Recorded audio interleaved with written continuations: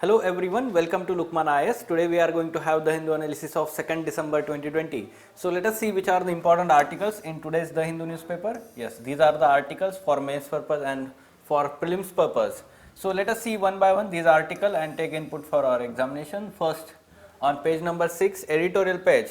The context of the article: recently the SCO summit was held under the chairmanship of India, and therefore the significance of this Shanghai Cooperation Organization SCO is being discussed in this article. So first of all, the article is talking about the outcome of this SCO summit.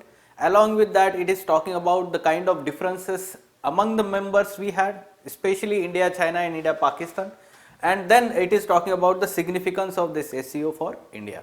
Okay, so in this manner we have to take input for such kind of question like discuss the significance of SCO for India. यहाँ पे होना चाहिए था. Okay, so yes, surely such kind of question can be asked in your GS2 paper, because largely up till now the questions have not been there in regional grouping, towards regional grouping. So one can expect question from SCO, one can expect question for RCEP, one can expect question from ASEAN. Okay, so in IR paper, let's say section of GS2 paper. Okay, so significance of SCO for India. 3 years after joining the 8-nation Shanghai Cooperation Organization, India has hosted SCO heads of the governments HOG meeting for the first time on 30th November 2020. Okay, so in 2017 we got the membership of SCO along with Pakistan, and the basics we talked earlier in earlier lecture itself. We talk about the basics of SCO, how it was earlier called as Shanghai 5, and then from 2001 how it converted into Shanghai Cooperation Organization headquarter Beijing, and in 2017 further expansion of membership to 8 nations including India and India and Pakistan. Fine. The focus of the 16-point joint communique at the end of the virtual conference was in developing plan of priority practical measures for 2021-2022 to overcome the socio-economic, financial, food consequences of COVID-19 in the region. So this was the plan, or let's say 66-point joint communique at the end of the members committed to strengthen multilateralism and UN Charter. The meeting also showed up persistent differences. So differences in a sense, first of all we need to talk about the structure of this meeting. Although the head of the government council consists of prime ministers of all SCO countries, neither PM of India and PM of Pakistan attended the meet, ostensibly due to the protocol mismatch between the positions of PM in parliamentary democracy versus those in former Soviet bloc and China. So basically it is the kind of differences between the presidential form of government and parliamentary form of government, wherein in parliamentary form of government prime minister is, we can say that, the head of the government, or we can say that having the most powerful position in the country, while the president in parliamentary democracy is de jure head or nominal head, we can say that, and the de facto head is the prime minister. However, in the presidential form of the government, basically what happens is the president is the de facto head of the government and not the prime minister. Okay, so that's why such kind of, let's say, protocol mismatch in that meeting happens, and because that's why this meeting was represented by Vice President Venkaiah Naidu from India. And yes, he pointed out the strong observation that cross-border terrorism is, let's say, SCO region's biggest challenge, which was the comment targeted towards Pakistan. India also marks its differences with China over BRI by not joining other SCO members in the paragraph endorsing BRI. Mr. Naidu also made a pitch for transparent and trustworthy trade practices seen aimed at China. Okay, such kind of differences still exist in that grouping in among the 3 nations. Significance of SCO for India. SCO is a rare forum where India-Pakistan troops take part in joint exercises under regional anti-terrorist structure. Okay, so such kind of structure is available. We have already talked about that. SCO is not only political and economic, let's say regional organization, rather it is also military alliance. That's why it is also called as Asian NATO. Okay so जो western countries है इसको Asian NATO कर बोल के बोलते हैं. Rather we can understand that however in western NATO concept there is compulsorily alliance of military alliance, rather here it is voluntary military alliance. SCO provides India a convenient channel to have its outreach, trade and strategic ties to Central Asian countries. Okay, like Uzbekistan, Kyrgyzstan, Kazakhstan. So ये जो countries है वहाँ पे reach मिलने के लिए ये एक अच्छा platform है. It has afforded a let's say a platform when needed for bilateral discussions with the two countries India has the most tense ties, China and Pakistan. For example, recently when there was a standoff, LAC standoff, our defense minister and external affairs minister met their counterparts on the sidelines of SCO summit. Okay, so this is a good platform to solve whatever the, let's say, or have diplomatic talks to reduce such kind of tensions. Above all, the SCO has been seen as the grouping worth pursuing as it retains India's geopolitical balance, a useful counterpoint to New Delhi's otherwise much more robust relations with Western world. And hosting the SCO summit meeting was one of the steps towards developing that engagement. So basically what we are, let's say we want to have is the geopolitical balance. This is good word we can use here in the answer, because the world, or we can say Russia, China, Pakistan, these countries should not see India completely moving or aligning towards Western countries, especially US and other European countries. Rather, there should be geopolitical balance that should be seen from our foreign policies, and this is a very good, let's say, engagement from that perspective. Fine. So we can attempt this question, discuss the significance of SCO for India, try to take input from this and give the context of this SCO meeting, heads of the government. Next, very good article written by Rajiv Bhargava from, let's say, society, ethics and essay perspective for our examination. And the context of the article here is the idea of having exclusive belonging. Okay, so what the article is discussing, that such kind of idea, though it is present everywhere, not only in India, in other countries also, like idea of belonging to a particular religion, the idea of belonging to particular culture, having particular language, belonging to particular region.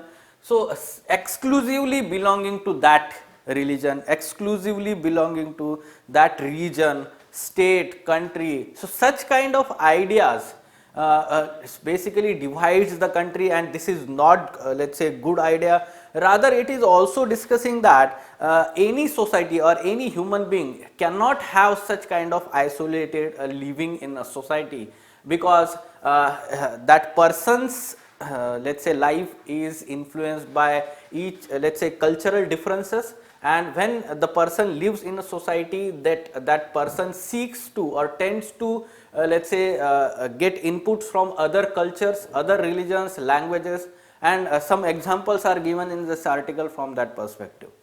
Okay, so that idea is very harmful, and we can understand that there are some tensions in our society, that the particular let's say intercaste tensions, inter-religious tensions in our society, we can observe that, and the manifestation of such tensions can be very harmful, very violent sometimes. For example, Hathras incidents, or sometimes we observe the religious riots, or we can say that communal riots that we observe sometimes in some pockets of the country.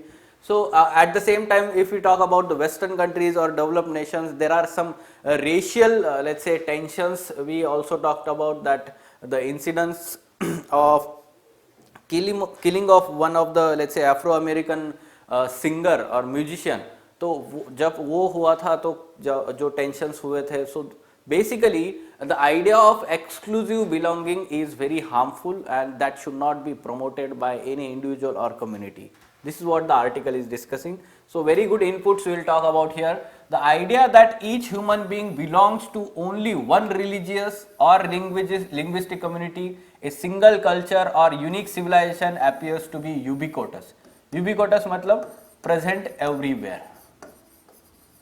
Okay तो ये सारे ideas जो है सभी तरफ है. For example white supremacy और racial supremacy जो है वेस्टर्न कंट्रीज में हम देखते हैं.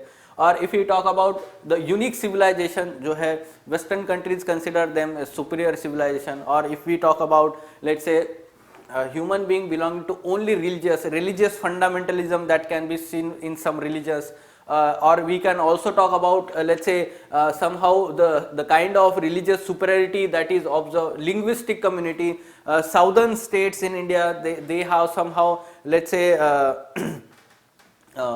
what you can say, they belongs to only one let's say linguistic community. वो जो idea है उनका तो वो सुपीरियरिटी जो कंसिडर करते हैं, they do not want to have any kind of dilution in that linguistic superiority और कम्युनिटी. तो ये जो है that is present everywhere. It is talking about the multiple belonging is common because we imbibe from other cultures when we go to them. Because we live in a society which is very let's say multicultural society, multi-religious, multilinguistic society, and in that society we interact with each other somehow for let's say socio-economic, political reasons. And for that purpose when we have such kind of let's say interaction, basically we are multiple belonging, or we follow that multiple belonging and not exclusive belonging. Okay. So identity is multi-layered. So here we can talk about the cultural identity, political, regional identity, but that is multi-layered. No one single identity of person cannot happen here. This is what it is talking about, that we belong to exclusively one culture, one religion, one language is undesirable and unfeasible. Two important words. Why it is unfeasible? It is not feasible because our overall identity is far more complex and multi-layered than what we articulate or others believe. Okay, to take the manifest part of ourselves as our only identity is to accept truncated, impoverished self. Okay, so basically what our identity is, let's say it is very complex, multi-layered rather than one single exclusive identity. It is undesirable. Why? Because it forces us to rely exclusively on one tradition when in fact we can be nourished by many. If we talk about let's say since childhood, how we have been let's say living in a let's say society or our region or area which celebrates different cultures, festivals. ठीक है, तो उनके traditions हम follow करने की कोशिश करते हैं. Then there is common brotherhood in our let's say community that we practice since our childhood, and that let's say that is imbibed in us and that promotes this multiple belonging. Okay, we live much better when we are open to multiple influences enriched by varied currents of thought and value. So this is what promotes tolerance. Ethics में ये काफ़ी important है. सारा article जो है हम discuss कर रहे हैं. So such kind of let's say exposure to varied currents of thoughts and values and multiple influences, this leads to tolerance among the people. And that's why when we talk about multiple cultures, multiple languages, multiple religions living in India, or let's say flourished in India, that's why people of India are called more tolerant in nature. Okay, so ये उसका एक reason है, हम बोल सकते हैं. Fine, very good statement, we can say that here. And then some example that is discussed in the article, like intersecting cultures. For example, if we talk about the Delhi, let us consider any one of us living in Delhi. We are heirs to myriad of streams of Hindi, Urdu, Punjabi. Local dialects apart, these are shaped by old Sanskrit, old Persian, close cousins in an ancient family of languages. Since languages are not simply means of communication but constitute multiple worlds, the crisscrossing, overlapping worlds they inhabit are infinitely more complex and expansive than is recognized. Okay, so that's why we can understand the language is one of the factor in intersecting culture. Along with that, monuments, public places that surround us, for example, Humayun Tombs is there, Ramlila Maidan, Parliament building, like this is secular, this is Hindu culture, this is, let's say, the Islamic culture. So all these buildings and varied cushions that shape our taste and sensibility are also creations of intersecting cultures, and so are the identities they shape. Like, so the person living in Delhi surely will have intersecting cultures and multiple belonging to those cultures, because not a single culture is present here, rather there is intersection of cultures. A person's identity is defined by his orientation to incomparably higher good. It underlines the quest to be certain kind of person, to give oneself a direction. This is person's identity. So we can say that this is the movement towards something higher, often a battle between good and the evil within. This is person's identity. We can understand that, right? So but it overlooks two stronger challenges. What are these challenges? First, the encounter between two different ethical traditions results in mutual transformation of what is truly worthwhile in these traditions. Okay, so history is, let's say, uh, if we talk about the historical aspects also, the many religions encountered with each other like traditions, and they took some of the aspects from each other. For example, ethics of Vedic people originally comprised three ends of life: Kama, Artha and Dharma. It needed the teachings of Buddha to add the fourth value, that is Moksha. Okay, so spiritual aspect. Similarly, the Arya Samaj challenged the idol worship as the perverse substitution to original Vedic fire rituals. But can one deny that it was also influenced by Islamic conception of formless God? Yes, surely we can also say that a formless God idea of Islamic religion somehow influenced the Hindu religion also. Like Vedic, let's say revivalist ideas of Arya Samaj in 19th century, right? So the second aspect here, equally important, most of us are powered by multiple moral sources. We acknowledge within us the presence of different, even incompatible normative orientation. So simply, if you talk about, we are always, let's say, come such kind of ethical dilemmas wherein we find that do we need to follow right means in particular situation, or let's say if we focus on the consequences or ends of that particular action, right? So basically, the multiple normative orientations guide us, power us for, let's say, throughout our life. Multiple allegiances. There are many Muslims today who are inspired by both Ramayana and Quran, and like if you talk about the musicians, they are many of them are moved equally and simultaneously by Hindu and Muslim mysticism. Surely, like Sufi music is very famous among the musicians. So therefore, we can say that the idea of exclusive belonging or allegiance is a pernicious intrusion into the world of cultures. Okay, so therefore, in conclusion, the demand to purify ourselves, rid ourselves of anything foreign that contaminates is not only hard to meet, but if we are lead to better, richer life, it would be, let's say, said that it is not worth complying such kind of idea. Okay, so basically we should focus when we are living in our society, we should be, let's say, inclusive and open minded and tolerant towards various, let's say, ideas, cultures, or we can say languages, and even religion and races. Okay, we should not, let's say, have any kind of prejudices towards them, or we should not follow any discrimination towards them. Okay, this is what the article is discussing about. So try to take input. Very good article written by Raju Bhargava. Quarantine notices may cause stigma, says Supreme Court. One of the petition that was filed in the Supreme Court, which says that such kind of notices on the COVID-19 patients' houses, ठीक है, जो बाहर वो चिपकाया जाता है कोविड-19 patient के.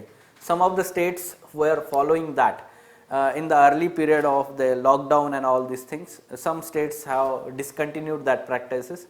So the Supreme Court, the petition says that this affects the right to life, right to privacy of the patient, and therefore now the Supreme Court also is of the view that the petition says that such poster entail the violation of fundamental right to privacy of the patient, and even the Supreme Court says that such kind of notices causes stigma to the patient and some kind of untouchability is being practiced in the society towards such patient. However, Solicitor General Tushar Mehta clarified that these posters are not meant to humiliate or harass patient. Yes, the intention is correct. They are merely meant to warn outsider from accidentally entering the quarantine space and coming into contact with the patients, which may lead to the further spread of.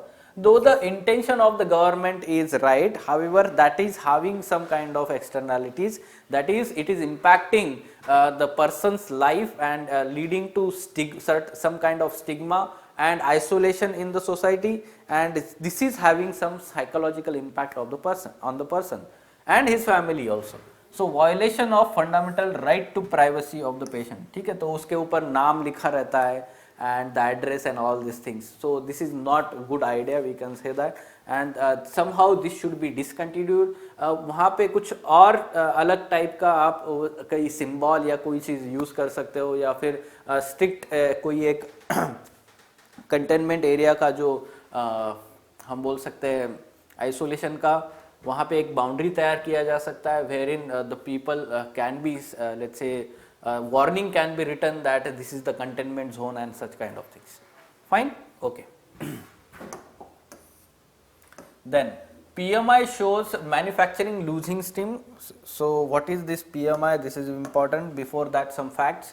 Purchasing Managers Index of India's manufacturing touched 56.3 in November, and this is somehow less than the earlier month of October, 58.9. So what is PMI? This is important for prelims examination.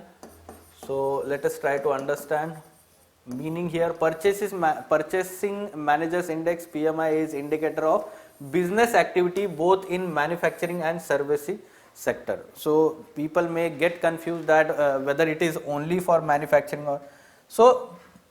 Both manufacturing and service sector. Basically here it is the survey based measures that ask the respondents about changes in their perception about some key business variables from the month before. So this is asked to the let's say some of the firms, large firms, like it is derived from series of qualitative questions.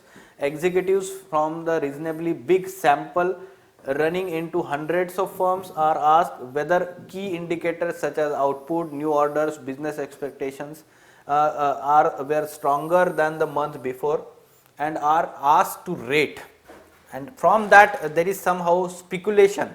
On the basis of that, one rank is prepared. The figure above 50 denotes expansion in business activity, and anything below 50 denotes contraction. This is important. ठीक है, and the figure how when it goes above 50 and how it reaches to the upper let's say level, like 50 के ऊपर 55, 60, 65 जब जाता है, the upper reaches shows that there is exponential we can say demand in the economy. Like the rate of expansion can be judged by comparing the PMI with the previous month data. If the figure is higher than the previous months, then the economy is expanding at faster rate. If it is lower than the previous month, then it is growing at lower rate. This is how the significance of PMI, Purchasing Manager Index. Fine? Okay. So some important captions and quotations from that article, wherein we can use this in ethics paper, society, and essay. All of these are very good captions, so try to use them in your answers. Fine. So yes, these were important articles from today's The Hindu newspaper.